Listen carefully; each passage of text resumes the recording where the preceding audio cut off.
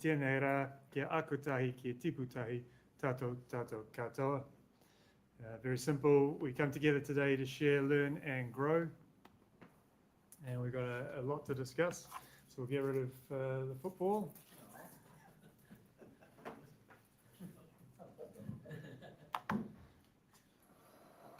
I'm going to filibuster just for a little bit because Jeff Latch is on his way, but is a little bit late.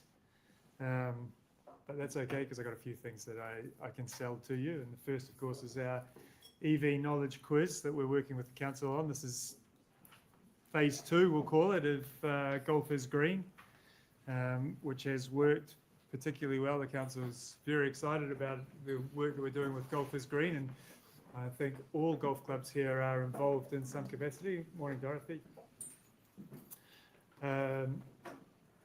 So we've taken Golf is Green from the ecological and environmental work that we've done with the majority of the clubs here. You've all had, pretty sure you've all had the ecological enhancement report. Most of you have put plans in place with that. Sorry, Onifero, you haven't, but that's because you're in the Waikato and the council won't fund you.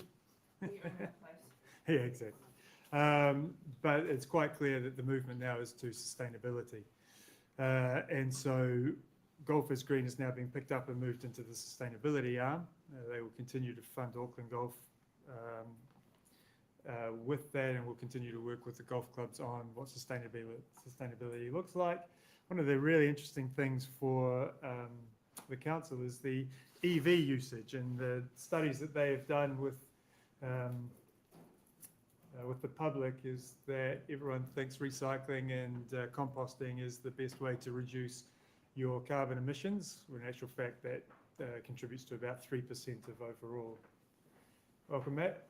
Morning. Good to see you're not late at your own place.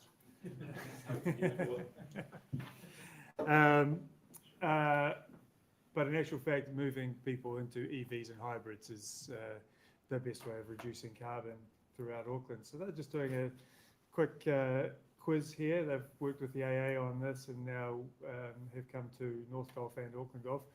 We want to promote this and go as wide as we can. So there's some posters there over there for you to take and put up into your on your notice boards. The QR code links through 5 questions. Everyone goes into the draw that wants to goes into the draw to win those 4 prizes.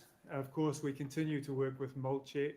There's over 100 new members of Mold Check now, people getting tested with their skin, which is great, and we continue to want people to think about their skin, especially golfers who are 70% more likely to have some skin issue being out in the sun for so long. That's an Australian-based study, but I suspect it's the same here. So again, there's more paraphernalia there to take back to your clubs for Mold Check. Every member of an Auckland Golf Club gets 25% discount going to Mold Check. So we want to encourage sensible skin protection. So take the QR code today and do the quiz yourself, so you know what you're in for, and take those posters on your way out. Thank you to Pakaranga for hosting. In case of emergency, head out either that exit there or that exit there, and then if you go out that way, meet out on the green there. If you go out that way, meet in the car park, and hopefully we know that you're at one of the 2 areas. Bathrooms are just around the corner here. Here's our guest of honour. Welcome. Hello everyone, sorry I'm late. I've been going on for 15 minutes, Jeff. 15 minutes. It's a lot of filibustering. And finally, we just want updates from the golf clubs as well on all of your committee members, board members and the likes as well. We noticed that our details started about this time last year, and we know that you've had a lot of change.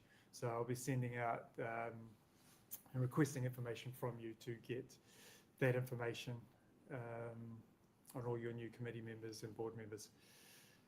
So we'll get into this. This is Welcome Golf New Zealand presenting the strategic plan, and then after an hour I'll do my best Stephen G impersonation, and we'll get into groups and talk around pennants. As said in the discussion document that I set out, It won't be around the rules specifically of penance.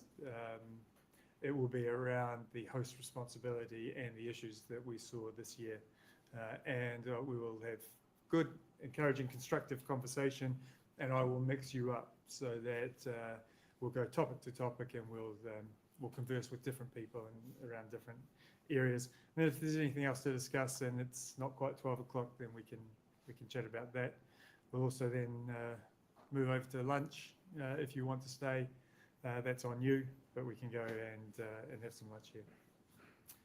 That's it. I've done my bit. Welcome, Jeff. Come on in. You've got it all here. You can just move there. Perfect. Good morning, everyone. And apologies for being late. We spent 9 months of last year going through a strategy development process specified by the good people at Sport New Zealand. They actually appointed someone to work with us as to take us through that process. We did quite a bit of work internally, first off with our board. Then we took some draft concepts to the AGM and forum last year in June.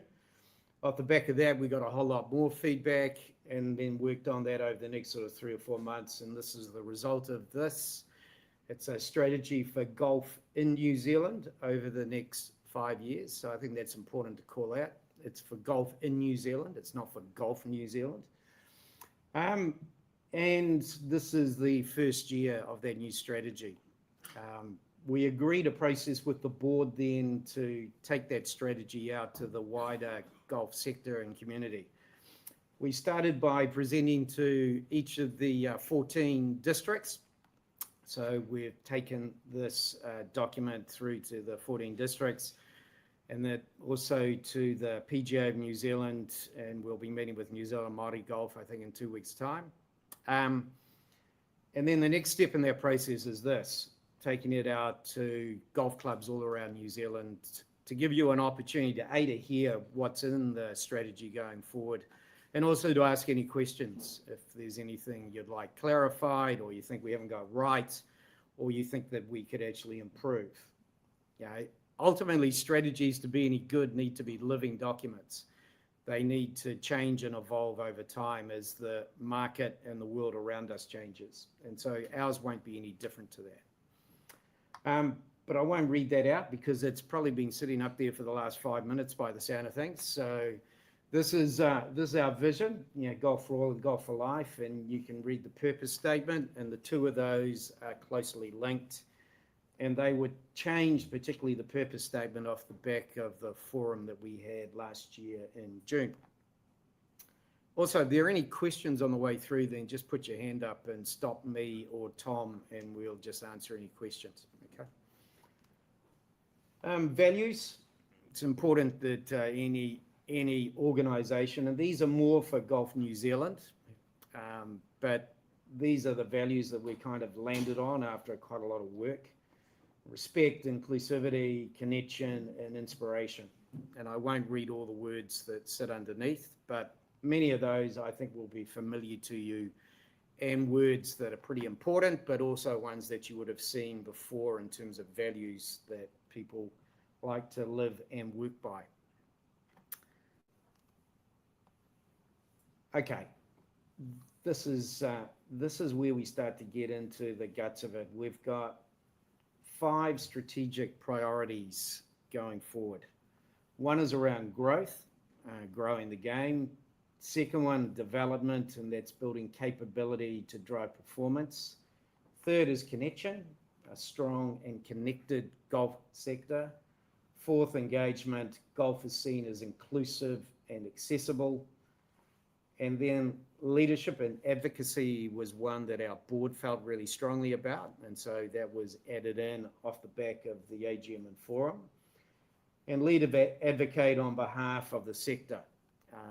And there's a number of areas which we'll touch on as we go through each of these in a bit more depth that I think are relevant, particularly in Auckland, some of the issues that we're having around land, some of the challenges we've had around the Takapuna Thomas Park golf facility, and continue to have and the ongoing pressure which Auckland faces more than any other part of New Zealand in terms of availability of golf courses and golf facilities. But those are the key 5 priorities which we're going to be focused on. And what we'll do now is go through each of those in a bit more depth. The first of these is growth. And look, there's quite a bit of few words on these slides. We'll actually be sending out a hard copy for all those that would like to get a hard copy over the next few weeks. But I'll focus more on the outcomes and some of the key measures. We want an increased number of golf participants. The targets that's been set are 182,000 golf club members. We currently have 162,000. In 2020, there were 102,000 golf club members. So golf club membership's grown 60,000 over the last 5.5 years. So pretty extraordinary growth. And we want that to continue. And at the moment, in the last year, we've grown about 7% year on year again. Underneath that, we've got some measures and targets about improving the diversity of golf. And there's some pretty grunty numbers in there.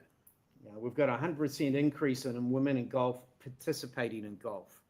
Important to note that that's not saying golf club membership, that's just saying participating in golf. At the moment, the numbers are 80-20, male, female. That's not particularly good on the world stage in terms of percentages of male versus female for golf. And when you think about our sport, there's no reason why men and women, boys and girls can't all play the game that we love. But at the moment we sit at 80-20. Kind of the gold standard around the world on this is around 45-46% percentage, almost 50-50. The average in Europe is around 31-32%. So we've got quite a lot of upward movement available in terms of women and girls playing the game of golf. 50% increase in junior golf participation numbers, 20% increase in adult golf participation among Māori. That's a target we're sharing with New Zealand Māori Golf. And a 20% increase in adults identify with a disability is measured through the RNA barometer. The RNA barometer is a global research project run by the RNA, as its name suggests, that actually enables us to compare numbers for the first time with countries around the world. Because every country's got slightly different definitions in terms of a golf club member, a participant, a casual member versus a full member, different brackets in terms of what qualifies as a junior, where do boys and girls cut off. With this, everyone's on the same page with the same measures, and so we can compare ourselves with other countries for the first time. And we've been involved with that for the last 12 months. So we're starting to get some useful data for now for us to evaluate. Any questions about those targets? You'll see a lot of the things that follow, or the points that follow, and some of the key initiatives are very much linked into delivery against these. Next one's a classic in that sense, nationwide accessibility of national participation programs. We're not going to get that growth by relying on PGA professionals and coaches alone. We need to and will build out a delivery network for our participation programs around New Zealand over the next 5 years. I think we've set a target of having 150 deliverers in place by the time we get to 2030. And that's people that are capable, volunteers to actually deliver our participation programs. Yeah, and the way we've talked to the PGA about this, because we've been working very closely with the PGA, because it's obviously an area of some sensitivity in terms of, well, what will these people be doing and what will be the impact on what we do? We're going to bring more people into the funnel. We're going to bring more people in using these volunteers, which one imagines then a decent group of them are going to want to go on and have lessons and learn more about golf. But at the moment, there's not enough PGA professionals to come anywhere close to delivering some of the growth that we're wanting to achieve over the next 5 years. So this is really important for us. And we're working hand in glove with the PGA on this so that we do it in the right way and so it doesn't cut across the incomes of PGA coaching professionals. And diversification and growth of funding. We've got a target of growing our commercial revenue by 100% over the next 5 years. We've been pretty successful in doing that in the last 12 months. We've grown our commercial revenues by about 1.2 million over the last 12 months. So we're pretty confident that we will actually smash that number. And because we're a not-for-profit, all the money that we actually end up making goes straight back into golf, because there's no desire for us to be profitable. But that's important because that's actually going to enable us to put more resource across New Zealand into delivering some of these outcomes. We've just launched and scaled girls golf. Once again, wanting to grow the number of girls and women playing the game. We launched that at the Women's Asia Pacific Amateur down in Wellington in February. The RNA saw it and they gave us some really good feedback, and now they're discussing with us how they might roll that out in some other countries around the world. So we've kind of got girls golf, She Loves Golf, futures, and we've got all abilities, which is targeted in terms of people that have got a disability. And those are our 4 main participation programs, which we're going to be rolling out over the next 5 years around the country. And I think one of the other really important points is we're really looking for equity of opportunity in the participation space around New Zealand. Yeah, and by that we want anyone, a boy or a girl or anyone else who wants to play the game of golf, to have the opportunity to actually attend a participation program. And that's driven us to actually have some participation resource based around the country to actually help enable us to actually get these programs actually out there. So it doesn't matter where you live in New Zealand, you have the opportunity to actually experience or sign up for one of these programs. Any questions about that slide? Because that's a pretty important one for us. A lot of our energy and focus is going to go against delivering in this space. There's this one that is sort of related is with the ladies structure, how it's always been gold, silver, bronze, and the handicap spread. Yeah. Is it like that's probably been in place for 100 years, but has there ever been any discussion to change that? Because obviously, I know it can be adjusted at club level, but when you've got potentially a 22-shot spread, doesn't encourage people to participate in like your club, like stroke play, match play. Has there been any discussion around the changing that setup? Or? Whether there's been discussion ever, I'm not sure. I suspect there probably has been. The focus more in the handicapping space at the moment is potentially rolling out a second handicap globally for golf facilities, driving ranges, simulator businesses, etc. There's quite a lot of work and discussion that's going into that at the moment by the RNA and the USGA, but not in terms of, I'm aware, in terms of the gold, silver and bronze. It just seems to me it's a bit outdated, I guess, and it might stimulate within the clubs more people entering competitions and in that space. Well, that's one of the things we'll touch on in a second, because I think that one of the really interesting things about golf is that, and this is, I think, lined up in some ways with this 80-20 mix we get men and women, is that as a sport, we've tended to hold on and value tradition more than many other sports. We've prided ourselves that things haven't changed and that we stay true to the roots and to the rules of golf, which, as we all know, are pretty complex and there's many of them, and etiquette's really important, etc. I don't know if we've often sat back and actually talked about what are good traditions and what are bad traditions in golf. We've just valued tradition, and I think that's led us to, in some places with pretty outdated dress codes, pretty outdated ways of welcoming people onto some clubs and courses around the country. It's it's an interesting one. I think we've been so staunch on, yeah, we value tradition that we actually necessarily haven't moved. And if you look at other sports around the world, they're changing and adapting quite a lot. We're coming up with new formats of playing the game, and that's really exciting, and there's terrific opportunity in those formats. But some of the basics about dress, etiquette, and some of those related things, we've stuck true to. And I think going forward, that's going to be something that we're all going to need to get to grips with and think about. Yeah, you look at tennis now, and you can have people playing in any of the majors in a singlet. I mean, if 20 years ago, that would have been not even countenanced. It's amazing how other sports have actually changed with the times, but for many reasons, many of them good, we haven't changed as fast. Development. Do you want to talk to this one? Yeah.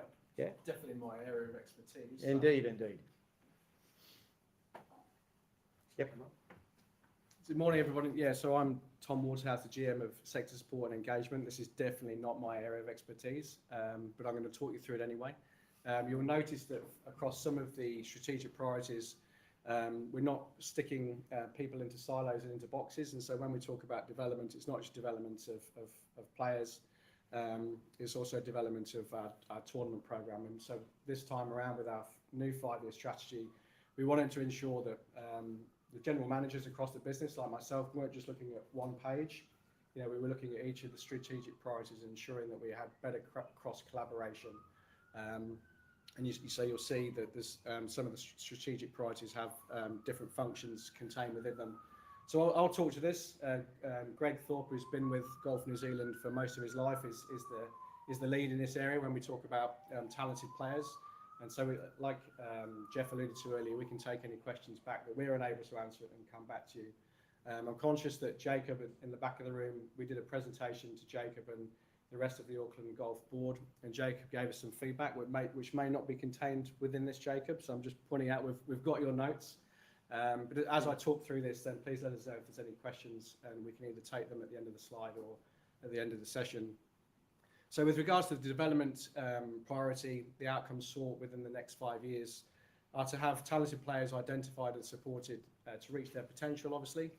And we want player rankings to improve as they progress through the talent development program and onto professionalism. We want improved world rankings of New Zealand leading amateur and professional players.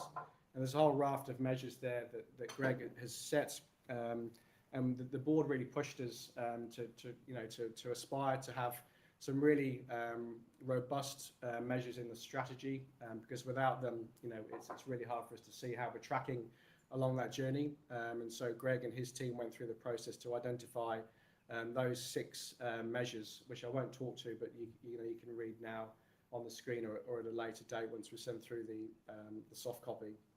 The last outcome within the development priority is to have New Zealand Women's Open return to the National Championship calendar, and obviously join the Men's New Zealand Open as a pinnacle professional tournament. We're having some some great success in that space at the moment, and over the coming weeks and months, we're hoping to confirm that the New Zealand Women's Open will return to the annual calendar from Q1 next year on a multi-year funding and sanctioning deal with the relevant tours and also the local and central government within New Zealand. So with regards to the initiatives, so we want to deliver the 4 phases of the Golf New Zealand Talent Development Programme. Obviously that sits online and is refined from time to time. We want to develop, deliver and refine a performance coach development programme, schedule and deliver a quality international competition programme to support the developing players, and have an enhanced amateur and professional championship calendar. And as I alluded to before, with regards to the initiative tied to the New Zealand Women's Open, we want to have partner with New Zealand major events, local councils and commercial sponsors to enable the return, but then also the continuation. We don't want to stand it up for 1 year and have it fall over again. And so that's the goal there. Just before we leave there, this is linked in as well with that strategy of growing the number of women and girls playing the game. I mean, when we don't have a national women's open, or haven't had one since 2017, our research suggests that if you want to be aspirational for young people and encourage them to play, they need to see some of the best players in the world actually playing in your country. And given that, you know, Lydia Ko is one of the greatest players the women's game's seen, and yet she hasn't played in New Zealand since 2017, yeah, we're absolutely missing an amazing opportunity to actually, for young girls to actually see some of the best players in the world play in New Zealand. So, you know, we can't confirm this yet, but we're very close to being able to announce a deal where we'll be bringing the New Zealand Open, Women's Open back. And it's going to be co-sanctioned by the Ladies European Tour and by the WPGA. The advice from Lydia and others was not to seek LPGA co-sanctioning. And the reason for that is that we would require 10 million US per year to actually host an LPGA event in New Zealand, because they now require 5 million US prize money, and you have to fly all the players out business class from wherever they're coming in the world. And that's why there's no LPGA tournament in Australia either, because neither country can actually sustain that. And we want to bring the New Zealand Women's Open back in a sustainable way, so it's here just like the Men's Open for the next 100+ years. And we think that's achievable with the New Zealand Women's Open co-sanctioning with Ladies European Tour and WPGA. So anyway, watch the space, but we'll be announcing that very shortly, and that will be in Auckland. So the third strategic priority is connection, obviously a key one for us as Golf New Zealand, our district partners, and then all of our club and facility network. Outcomes sought by 2030, and obviously they're not just outcomes sought within the next 5 years, but they've been outcomes sought for many, many years before. But it's to have stronger and more open relationships between Golf New Zealand, all districts, golf clubs and facilities.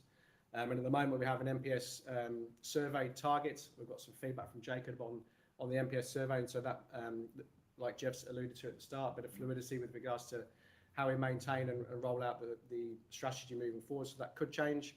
And then, so the initiative sought is to develop and implement a district golf club and facilities services and education delivery strategy. We understand at the moment, as a department, we're quite reactive to the needs of the sector, and we need to be much more proactive moving forwards, and instead of just being responsive to everything that comes across our desk, we want to be able to be in a position to provide better resources and tools and education materials to the sector across everything that you guys do, both on and off course.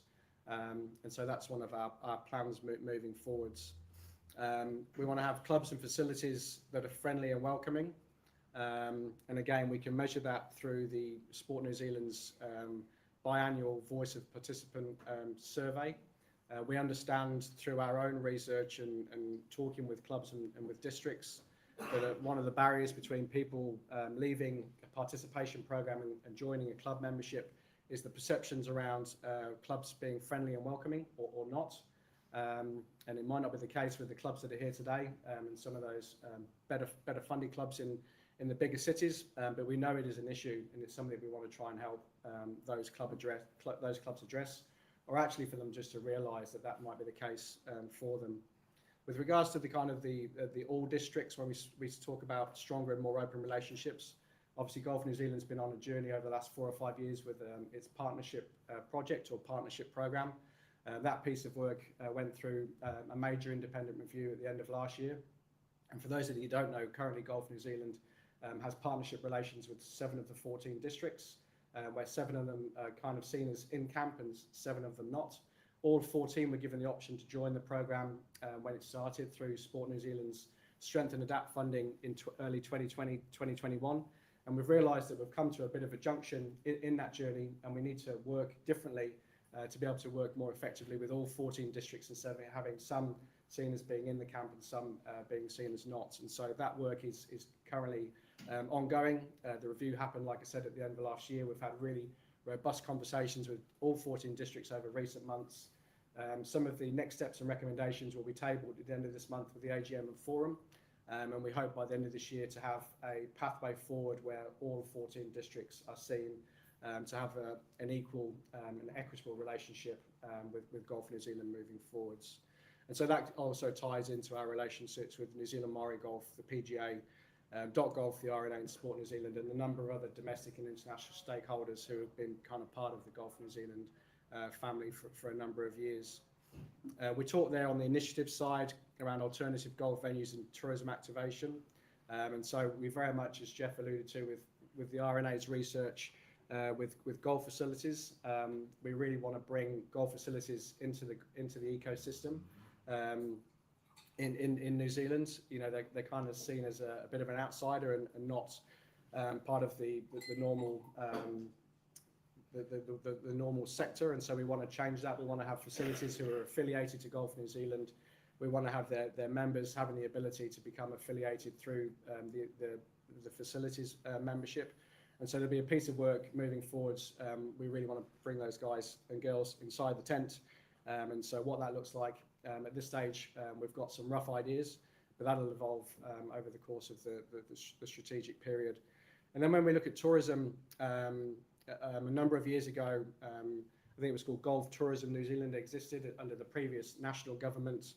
Golf New Zealand and the government at the time funded Ryan Brandenburg, who many of you likely know, to drive golf tourism within New Zealand, and it was seen as a key campaign or a key activity for inbound tourism. We want to bring that back to the surface, and we want to work with regional tourism authorities, and then Tourism New Zealand to really drive domestic and international tourism. And so we're having some really good, robust conversations, both with Auckland Council at the moment around their hosting, or TRI's hosting of the Asia Amateur Pacific Championship in October this year, but then also that kind of international piece with Tourism New Zealand as well. Obviously, it looks a little bit light compared to some of the previous slides, but some of the outcomes and initiatives are quite grunty ones. And so there's a lot of work that needs to happen for us to flesh those out and bring them to life. Any questions on that one before Jeff talks to engagement?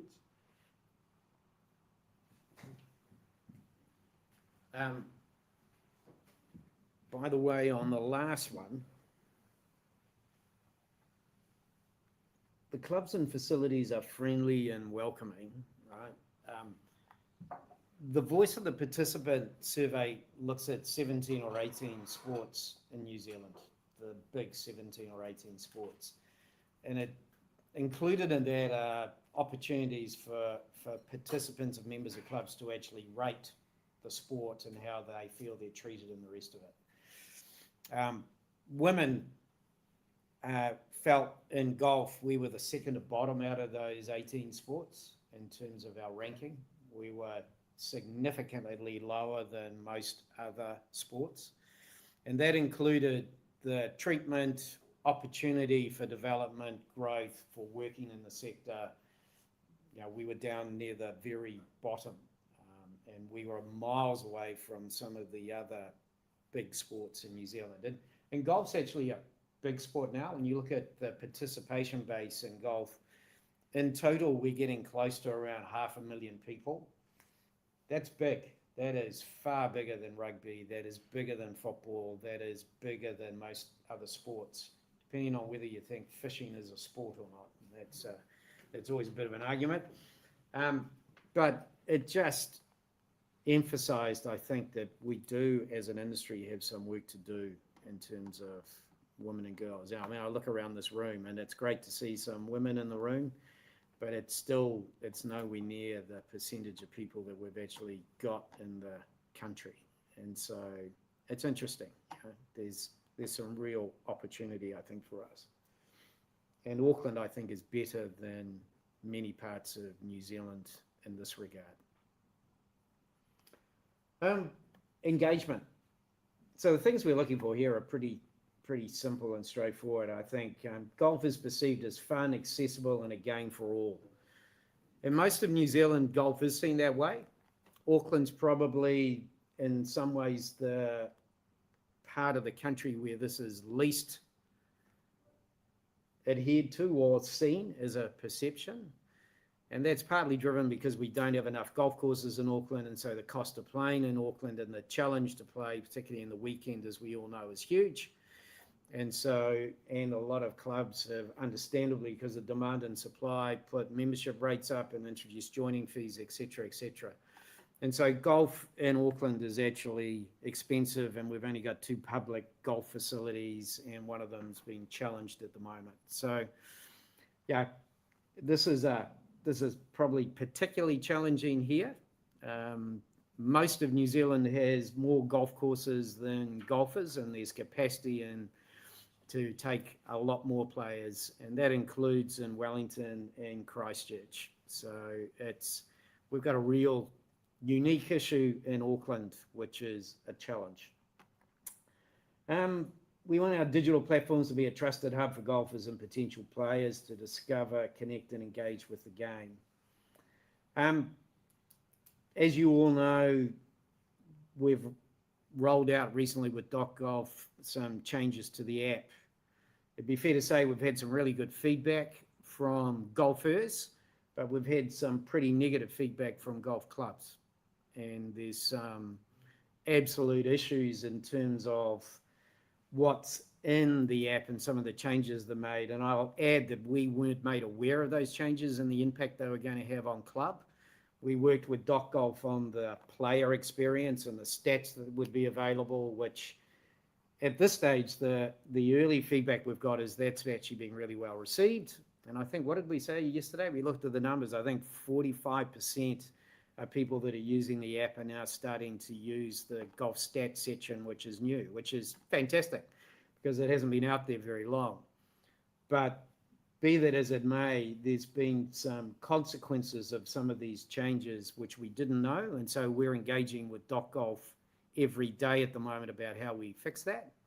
We've got a meeting with their senior leadership team this afternoon to see what can be done, either for clubs to have the ability to opt out of that functionality in terms of GPS, so people have to go into the pro shop when they want to come and have a round of golf, or alternatively that gets wound back and so it no longer impacts. So, but that is absolutely not the intention of the changes that have been made. So I apologise for any challenges that's created at the moment, but it is being acted on, and we will change this so that you have the flexibility to turn it off if you want to. Flexi Club. We're wanting to grow Flexi Club because I can tell you that Flexi Club is now proving to be an incredibly effective pathway to get people into full club membership. I think we've had almost 16,000 people that have now come into Flexi Club since its inception, and 7,500 of those have moved on to full golf club membership. So I think it's 46 or 47% of people that have come into Flexi Club have become full club members. And as a conversion rate, that is incredibly impressive. So it's proving to be a pretty useful gateway to get more people moving through and into club membership. We mentioned some changes that have been made to the app. There's also been changes made to the website, and in terms of the new participation, the Learn and Play Hub that is now on our website. You know, one of our big asks would be that if any of you are running any participation programs, it doesn't have to be one of ours. It could be anything. You might be doing, I don't know, a chip and sip. You might be doing whatever it might be that is unique to your clubs or facilities. Put it on to the website. More and more people are coming to our website. The traffic is building continuously. And so if you put it on there, then people will know that you're running it, and then they have the opportunity to actually sign up for it. So the more people that come on board, the more valuable it becomes. And over time, the intention is for us to make this the go-to place where people will go to find out about any participation program that's taking place anywhere in New Zealand, and then be able to book it. We're chatting to the PGA because, as you know, you can go and book rounds of golf, obviously, at the moment from our app or website. Yeah, the next logical step, which we're engaging with the PGA, is about being able to book your local PGA professional for a lesson. And then once we've done that, and Golf Australia are wanting to do the same thing, and so both of us are key .golf customers, so this will end up being run out or rolled out globally. And so just please, if you're not listing any of the programs that you're doing, please put them on to the website. It'll work for you. Greater visibility and understanding of our role in supporting and growing the game. The reason we put that in there is whenever I go truck around the country, I've still got people to say, well, what do you do with the levy? Where does that go? And there's also people that ask me, well, what happens with the district levy? Where does that go? What does that do? What does that achieve? And I think there's a general lack of understanding across the whole membership base in terms of what is actually that money does go to, what it does pay for, and what it delivers across New Zealand. And over time, we'd like to change that. And we also are looking to promote and expand the coverage of golf events in New Zealand. So those of you that are interested in the Somerset Charles Tour, and obviously they've come on board as our new partner for the Charles Tour. For the first time in a long time, I think we're actually creating half-hour odd highlights program of each of those Somerset Tour tournaments, and we're actually putting those on Sky. And the reason we're doing that is that golf at the moment has typically only had one broadcast event in New Zealand from within New Zealand, the New Zealand Men's Open. That's been it for effectively since 2017. It's really hard to build profile of a sport domestically and also sponsors and build events unless you've actually got events that are broadcast which to deliver reach, audience reach.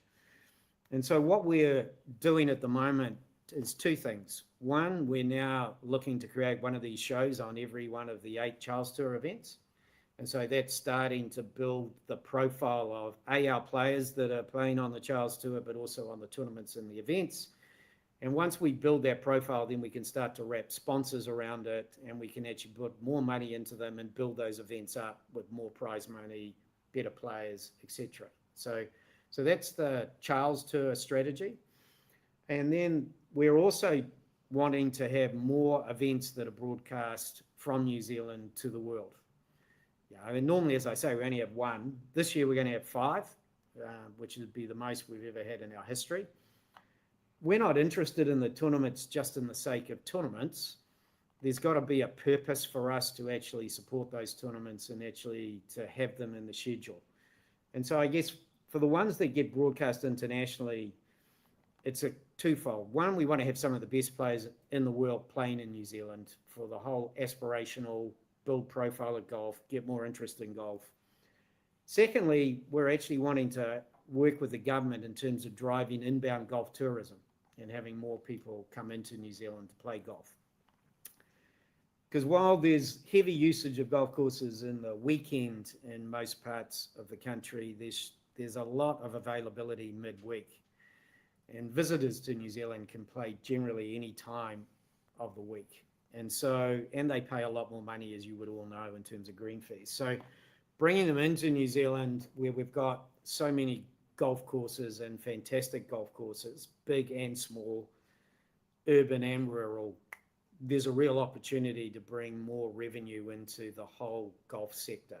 And the average golf tourist is the highest value tourist to New Zealand, bar none. They spend more money in country than any other tourist. So they're a really good one to encourage. The government now understands that. And so that's why the government's actually supporting us with funding into the New Zealand Men's Open and also shortly into the New Zealand Women's Open, because they see that this actually works. And you've got local government, so Auckland, Tatakia, Auckland Unlimited, they're putting money in, obviously, into the ISPS Handa Japan Australasia Championship that played earlier this year, but they're also putting money into us hosting the AAC. Yeah, and the AAC, we're not putting any money into that, I'd add, as Golf New Zealand. It's completely run and managed by Augusta National. They're tipping $5 million into that event, and the RNA are tipping $5 million in. So it's got a budget of $10 million, this amateur tournament that's going to play in October, which is the region's preeminent men's amateur tournament. The crew that do the broadcast of the Masters in the USA are coming down to New Zealand to do the live TV coverage. It goes out 4 days live on ESPN2 right across America and the world. The coverage it gets is far more expansive and extensive than the New Zealand Men's Open gets, probably by a factor of about 5. It plays everywhere around the world. And once again, it's going to be showing imagery from New Zealand to golfers everywhere around the world. Also, because we're hosting, we get more spots for our best amateurs to play in the tournament. So it's really important for our talent development pathways. And that was the same for the Women's Asia Pacific Amateur down at Royal Wellington in February. Because we were hosting it, we ended up, I think, having 9 spots in the field, which was extraordinary. And so we could actually put a whole lot of our best junior women golfers into that tournament, playing against some of the world's best. Fantastic experience in New Zealand. There's probably enough on that. Any questions on any of that? Are you looking to do just Sky, or are you looking social media, YouTube? Oh, social media is huge for us. I guess this is my wheelhouse, having come from broadcast. But it's what's playing out with all golf events and all sports events around the world now is that short form content is becoming as important as the live coverage. And so generating little 2-3 minutes, whether they're clips of highlights, player profiles, funny moments, people that are visiting, whatever, you get as much cumulative audience now out of that little short form content and highlights as you do out of the live coverage. And the reach of the two together is actually much bigger than just live coverage by itself. So it's absolutely mission critical. We've got a full-time person now just generating content around the events and around participation programs and things that are happening around New Zealand. And that's why, we've got some targets in terms of social media followers, etc. Our numbers have actually gone up massively over the last 2 years as we've invested more in creating content. And every sport in the world is doing it. Probably the best in the world is the NBA, where if you look at the volume of content they're creating on a daily basis around events, it's unbelievable. Also, most of the broadcasters in the world now are using AI-generated content, which is generated live and instantaneously as you go through the event. And it means that you can actually send out during, say, a golf tournament, if we wanted to, 60, 70 little clips per day's play, just going out immediately to whoever we actually want to send it.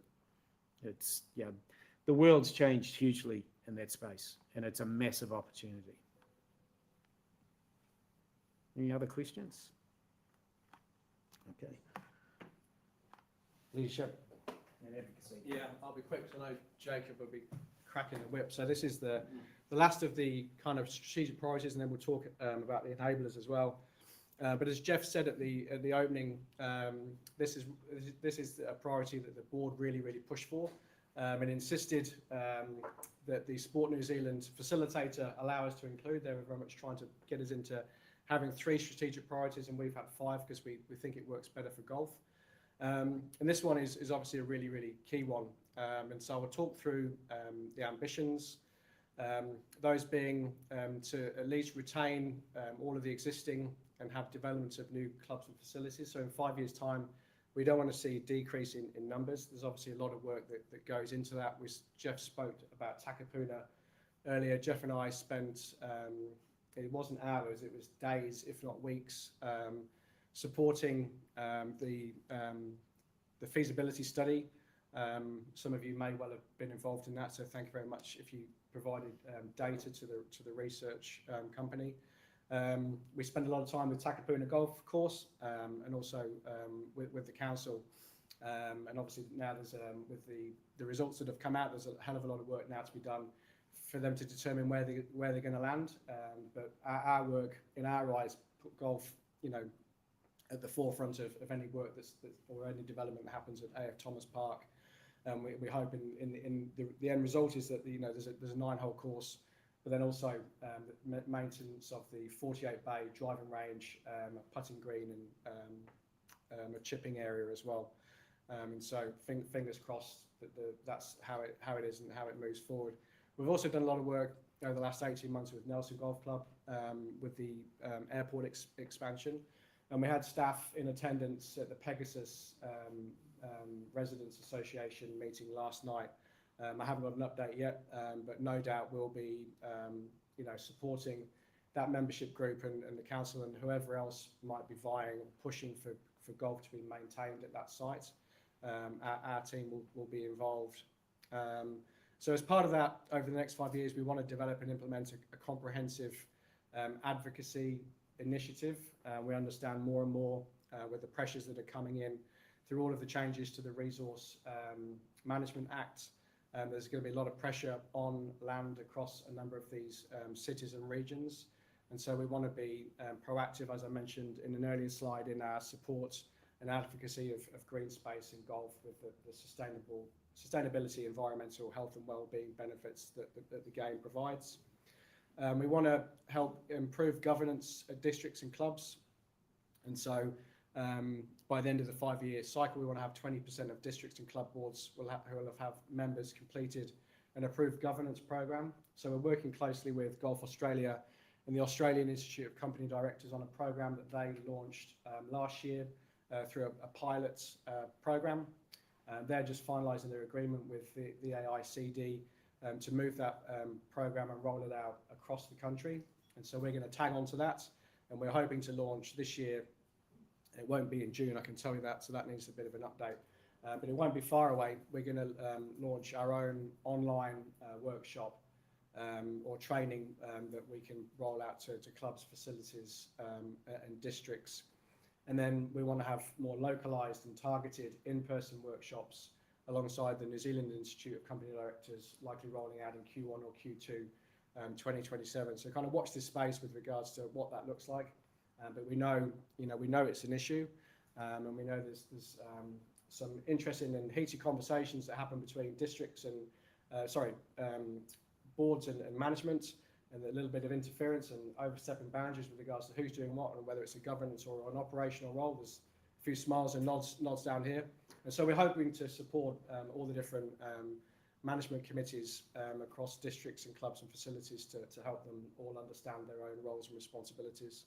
As a consequence of that work, we hope to see improved diversity in the makeup of district boards, club boards and club management, with a 20% increase of women on district boards, club boards and club management. We ourselves, through our Sport New Zealand funding, we have a requirement to have, can we from 40% of women on our board. And we hope to try and educate people on the importance of having a greater diversity on boards for those that don't necessarily have it at this stage now. And just as a whole, we want to have the capability of the golf workforce strengthened to better enable growth of the game. And so kind of everything we've spoken to over the last 5 slides talks to that. But it's a real key thing for us to help you and everyone else to become more capable so that we can kind of tackle the emerging trends and changes, not just of golf, but sport and how people are consuming different things. Technology capability and data optimization is a big piece of that. As Jeff mentioned, we've got a meeting with .golf this afternoon to kind of tackle this GPS update that they've rolled out. But we understand more and more that clubs are requiring better data. And at the moment, the reporting tools in .golf at a club level, but also at a district and Golf New Zealand level, are insufficient to the demands. At the moment, they're not meeting the demands of what you guys and girls want to see. And so we're conscious of that, and we're pushing .golf to have not just better reporting, but the ability to data warehouse and dashboard data, so that you're not contacting me and asking me for an API and doing it yourselves externally. And so we know that's a hot topic, and please just know that we're trying to action it as fast as we can. And that was it really for the key strategic priorities. We've got 5 minutes left. I'll just run through the enablers. As we mentioned in the values part at the start, obviously the workforce and volunteers are a key part of everything we do. And we don't want to take for granted that they haven't been mentioned here. They're very much an enabler, but they're part and parcel of kind of what we do, what you do, and what the districts and facilities do. But a nod, obviously, to the workforce that's out there.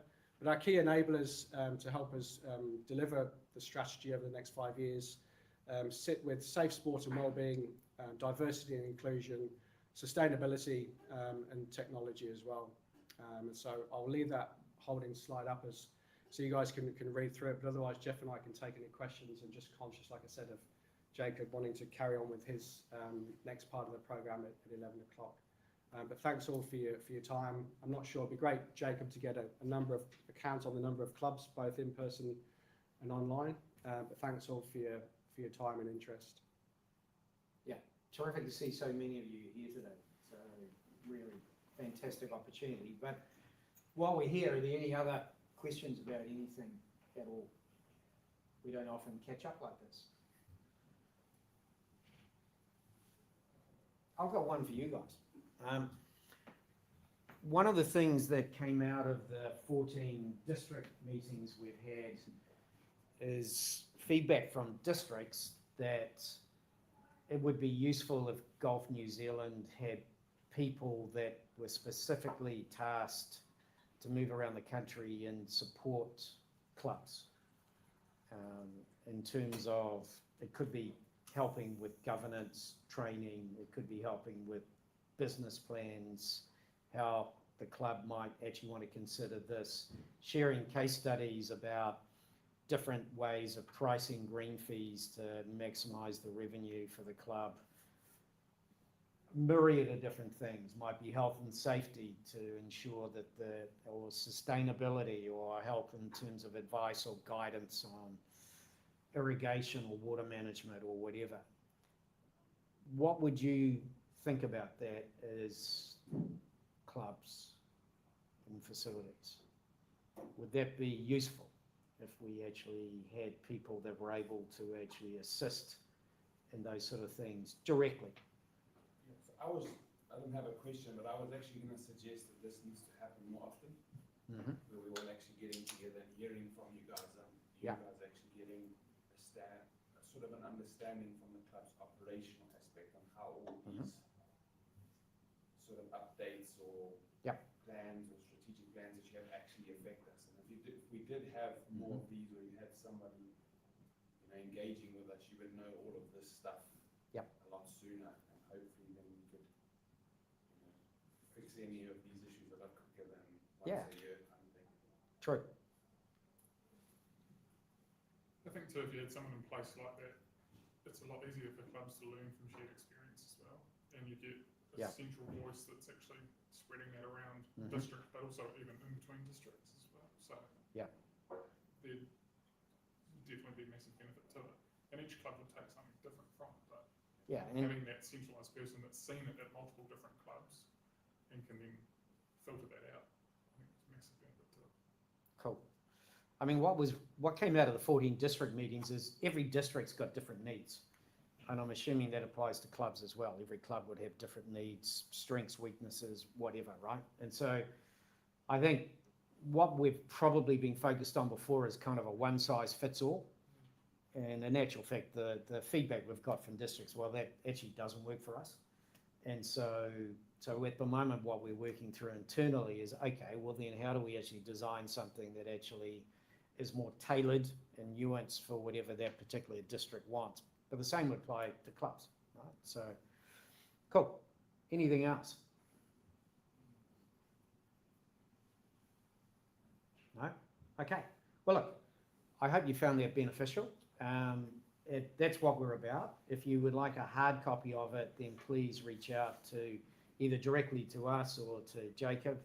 Jacob, thank you so much for organising this. Really appreciate it. I think what we want to do is work in more closely with districts to deliver things jointly, because let's face it, we're all bloody in the same game, and we all want this to be successful. And if we're all successful, we're going to benefit, right? So I think more things like this, if you're interested, we will work on together. And I hope you all have a terrific back half of the year. Thank you. Thanks, Jeff. Thanks, Tom. Thanks. Yes, we are working on one already.